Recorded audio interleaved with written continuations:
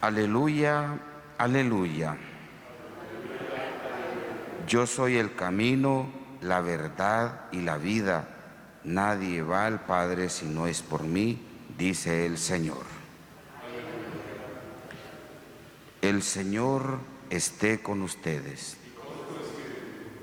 Proclamación del Santo Evangelio según San Lucas.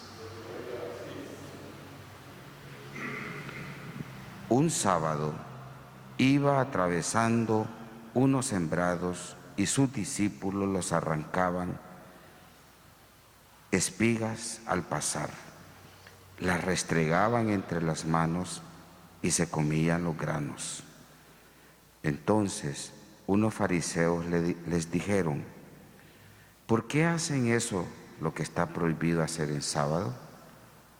Jesús les respondió: ¿acaso no han leído lo que hizo David una vez que tenían hambre, él y sus hombres? Entró en el templo y, tomando los panes sagrados que solo los sacerdotes podían comer, comió de ellos y les dio también a sus hombres.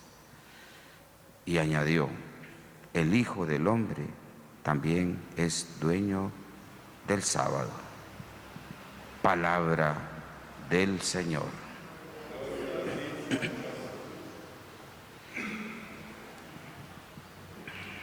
Ayer, pues la discusión era en torno al tema del ayuno. Y como decíamos, el Señor introduce un nuevo sentido o concepto de lo que es el ayuno. Para el Antiguo Testamento, el ayunar significaba como una manifestación externa, un voto, una promesa de ayunar hasta que apareciera el Mesías. Y Jesús les hace ver que sus discípulos y apóstoles no ayunan porque ya el Mesías apareció, está con ellos, no necesitan ayunar, ya no necesitan ayunar, porque el Mesías está en medio de ellos. Pero como los fariseos, igual a los discípulos de Juan, no reconocían a Jesús como Mesías, por esa razón seguían ayunando. Terminábamos diciendo que ese concepto de ayuno en nuestros días, pues también es diferente. Nosotros no ayunamos porque esperamos al Mesías, porque ya vino más de 2000 años. Ayunamos como un acto de piedad que nos puede ayudar a fortalecer nuestra vida espiritual para luchar contra la fuerza del pecado. Y el ayuno no necesariamente tiene que ser abstención de comer carne y beber vino o lo que sea, sino más bien de aquellas tendencias humanas desagradables ante Dios que nos cuestan, que nos esclavizan, para que a través de los actos de piedad podamos liberarnos de ello. Hoy, esta vez, la discusión es en torno al día sábado. Jesús era uno de los maestros de su tiempo que apreciaba el sábado, porque era buen judío. Él el sábado lo había incorporado ya a todo el engranaje de su espiritualidad. Iba cada semana a la sinagoga a rezar y a escuchar la palabra de Dios con los demás, y cumplía las otras normas relativas a este día, el sábado. Pero lo que Jesús critica en este Evangelio es también una interpretación exagerada que los fariseos hacían del día sábado, del descanso sabático.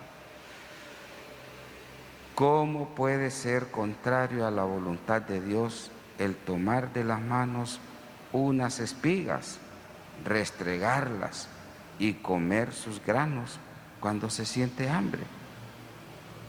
Porque realmente la crítica estaba dirigida ahí. en que para los fariseos en el hecho de que los discípulos pasaran entre los sembrados, agarraran las semillas y las restregaran en sus manos, para ellos el pecado estaba ahí. No tanto en arrancar las espigas y comérselas, sino en restregarlas, porque para ellos esto era ya un trabajo. Entonces Jesús cita 1 Samuel capítulo 21 y les dice: David y sus hombres, a quienes el sacerdote del santuario les dio a comer panes sagrados, y que esos panes sagrados solo era permitido comerlo a los sacerdotes. Y entonces Jesús usa ese capítulo 21 de la 1 Samuel para argumentar que no por el hecho de estar restregando las espigas y comérselas, y que es en día sábado, sus discípulos están haciendo algo malo. Y entonces el Señor Jesús termina hablando de la autoridad y del poder, y reinterpreta a una de las instituciones más sagradas de su pueblo. Pero sobre todo les dejó saber que Él es el Hijo del Hombre, es el dueño del sábado, como queriéndole recordar que cuando Dios en aquel tiempo dijo: y el sábado descansó, ahí también estaba Él con Dios, como lo dice San Juan: al principio era el Verbo y el Verbo estaba con Dios, y sin el Verbo no se hizo nada, y el Verbo era Dios. Cuando Dios pronunció aquellas palabras, también ahí estaba Jesús. Y por eso el Señor Jesús hace saber de que Él es Señor del sábado. Queridos hermanos, nosotros también debemos de ofrecer nuestro día a Dios para dedicarlo no a cosas que normalmente hacemos ordinariamente dentro de nuestras casas, sino para ofrecerlo como culto agradable a Dios.